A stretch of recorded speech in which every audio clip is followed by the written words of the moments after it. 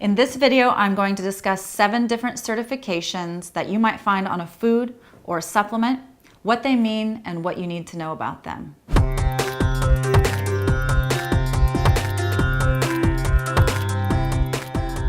Certifications, you know, those little circles or squares that you might see on the front or the back of a food package or a supplement package that maybe you ignore them. Maybe you're like, oh, this one has certifications. That must mean that it's good. I want you to know what those mean, how they differentiate one product from another, and exactly how they relate to the quality of that product and how that's going to relate to your health. These certifications can actually tell you an awful lot about the true quality behind a product, the sourcing, where it is from, and it can also be a way to know the quality of a product when there might be a proprietary blend in there, something like a flavor or an herbal combination where they can't reveal exact origins or exactly everything that's in the recipe, and you need to be reassured that all of your concerns are looked after. So I'm going to go over them one by one. One of the first ones that have become a real mark of quality and very important when you're concentrating a food into a supplement is the USDA Organic seal. You'll see this seal on a product that has USDA approval after an independent certifier has actually done the auditing. So in the United States and around the world, actually, there are maybe 80 to 100 different companies that are independent certifiers that are authorized by the USDA Organic program to audit at the farm level, at the manufacturer level, maybe an extraction facility, maybe a bottling facility, and also at the border coming into the United States or Canada from another country. Once that certifier has audited at every step in the process of producing a final product, then it can get the USDA Organic seal. So what that means that you might have a product that is certified by one certifier like EcoCert at the farm level, then it might be certified by a different certifier when, say, an herb is extracted into an extract. Then it might need a different certifier as it gets turned into a powder or packaged into a tablet. And then if it enters a different country and crosses the border, so for instance, if we're packaging or bottling in the United States or Canada and it has to come from another country, another certifier has to certify at that border. And then a manufacturing facility, maybe where like a protein powders all come together, or where tablets are made, or liquids are bottled, or gummies are made, or sprays, that facility itself also has to be certified. What you might see on the product would indicate the final certifier to certify that product at the manufacturing or bottling facility. So it might say organic certified by QAI or organic certified by EcoCert. And that's just the last certifier that saw it, but there could have been multiple certifiers along the way that participated in that auditing process. And in fact, I like it best when there are multiple certifiers along the way, because then it's a check and balance system. They're all competing for doing the best job. So if you see something that says organic, but it doesn't have the USDA Organic seal and it has more than one ingredient in it, you have to be a little bit suspicious and you have to read more closely to see what else is in there that might not be certified organic. Only that seal means that all the ingredients, at least 95% of the weight of the ingredients, if not 100%, have been certified organic by independent certifiers and then recertified by the USDA Organic program. The NonGMO Project is a seal that you might see on a lot of products and even foods. This is one where when you see the organic seal, you say, gosh, do I really need this non-GMO project seal? This means there's no GMOs. A lot of people know that the organic seal means that there should be no GMOs in the product. It means that it shouldn't be a genetically modified plant food, or if it's an animal product like dairy, that animal should not have eaten any genetically modified feed at any point in its life as well. That should be the case for organic.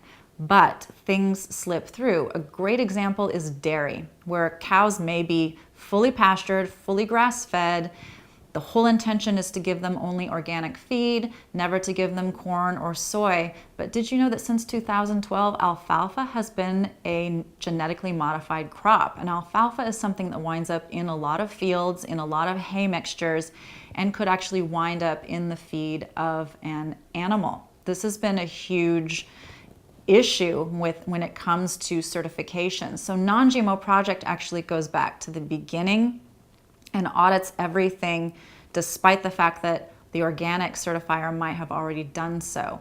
And when it comes to animals and animal products, they actually go back and look at the feed that those animals ate and that many generations back have been fed.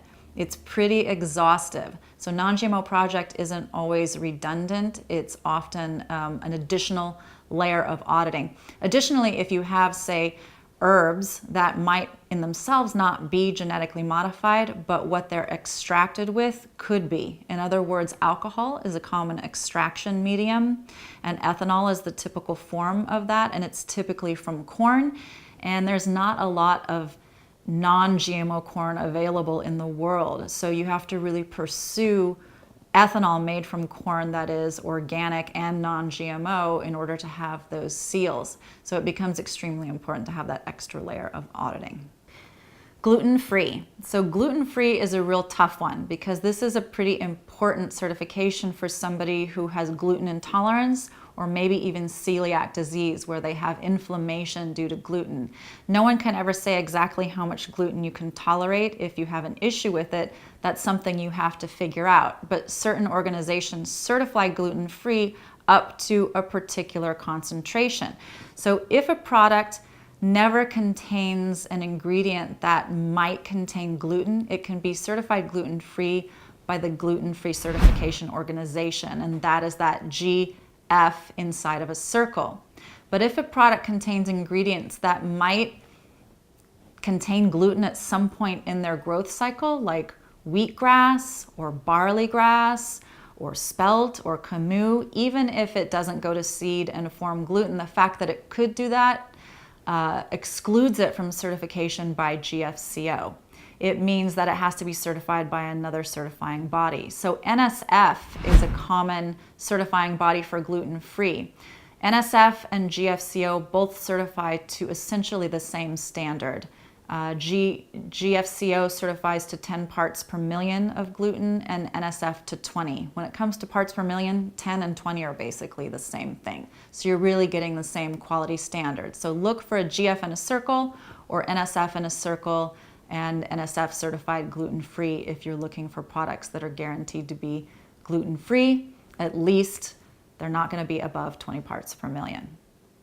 Dairy-free, soy-free, corn-free, wheat-free has become an issue on supplements and foods, especially supplements. It used to be that if you didn't make that product with dairy or corn or wheat, you could easily just say it's free of dairy, it's free of corn, it's free of wheat. You could make a little circle with a line through it and call it good.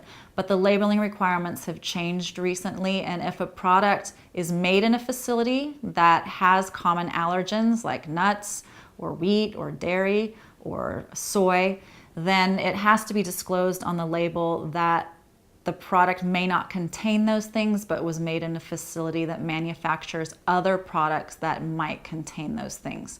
Additionally, if a probiotic or an enzyme is produced, or if a herb, for example, is fermented in a medium that contains soy or dairy or wheat, that has to be disclosed as well. So you can't really say dairy-free, soy-free, corn-free, wheat-free anymore if there was ever any chance of any of those things being anywhere near any part of that final product.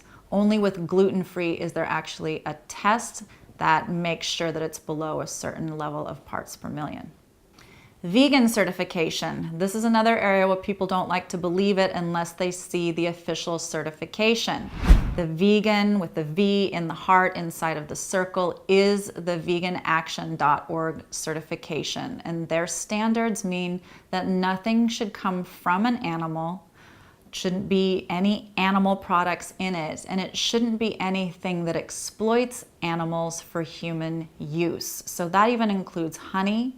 It includes lanolin that D3 is derived from, because the lanolin comes from the wool that was sheared from the sheep, and that is exploitation of an animal for human use. So look for the vegan inside of the heart, inside of the circle, and that tells you if it's adhering to veganaction.org, which is really pretty much the be-all and end-all of veganism. If you are looking for a product in a paleo or keto category, what you're looking for is paleofoundation.org's certifications. They certify for both paleo and keto, as well as paleo-friendly and keto-friendly. They have very strict standards. There are PDFs that you can download, and you will see those in the notes at the bottom of this video for you to be able to access. What's really cool about the Paleo Foundation, though, is that not only are they saying that the product might adhere to their standards for paleo diet or be friendly to a paleo diet, or the ketogenic diet standards, or be friendly to those standards. The other thing is that they won't give a certification on a product if they cannot verify the chain of custody. This becomes very important when it comes to an animal product, and we're looking at exposure to GMOs, for example, in the feed, or whether that product was actually from an animal that truly was free of any cages or actually grazed on grass. So all cow, or it could be buffalo or elk or a product like that, they have to be pastured. They have to be grazing on grasses or fed hay, but they still have to be free of tight enclosures and be living that sort of natural life. They obviously can't eat any genetically modified feed, and they have to be free of cages if you're talking about any poultry, and wild caught when you're talking about fish. So that's an extra level of auditing that gives you an assurance that that product is free of GMOs, for example, in the last 6 months of a cow's life, that is often at the point at which corn or soy is used to fatten a cow up. And even if they were grass-fed the rest of their life, in some countries you can't guarantee that there were no GMOs in their last 6 months of life. So paleo certification becomes important in those kinds of situations. The final certification that I want to go over is called B Corp. It's a B in a circle, and it stands for benefit. It doesn't stand for grade B. We all want an A+. Benefit Corporation is holding a company accountable to more than their bottom line of finances. It holds them accountable to social responsibility. A company voluntarily submits to an audit with B Corp, and it could be any company. It could be a clothing company, a tech company, an eyeglass company, a shoe company. There are maybe only 10, maybe 12 natural products or supplement companies that I know of who hold B Corp status. They have to be able to pass several different layers of criteria, not the least of which is sourcing of all of their raw materials, that they're coming from sustainable sources, and that the countries they're coming from are improved by that trade and negotiation. Also, they look at the workplace. They look at women and minorities in the workplace, especially in managerial positions. They look at employee benefits and healthcare, for example. And overall, it is a force for good, using business as a force for good. You can check out the blab.org videos online for more information about that, and choose like-minded companies. For example, partnering with a company like Prana or Patagonia means that you're supporting other companies that also hold social responsibility high on their list of important criteria. So one more point I'd like to make is that it's easy to get duped by fake certifications. It's actually happened to me. It happens all the time. I look at a product from a distance and I see something like paleo friendly inside of a circle, and I think, oh, cool, they got that paleofoundation.org certification. And upon closer inspection, I find that they're making up their own circles and squares. So you really have to look closely sometime, and that's why I'm leaving links in the notes below so that you can go and check out the official seal of each of these organizations and be able to know what you're really getting. Buying a product with a fake circle just really pisses me off, and it should really make you upset too, because you're not getting what you're really asking for. So I hope this video helps you to better find the exact product that you're looking for and the exact quality that you deserve. Remember that transparency and traceability are extremely important to me. It's what I look for in products that I choose to talk about in my Vital Picks segment.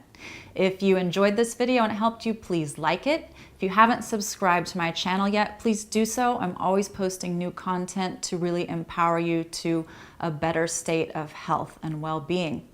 Please leave comments in the section below if you have any questions or if there's a product that you might have a question about. And thanks again for tuning in. Until I see you again, live long, live strong, and make a difference.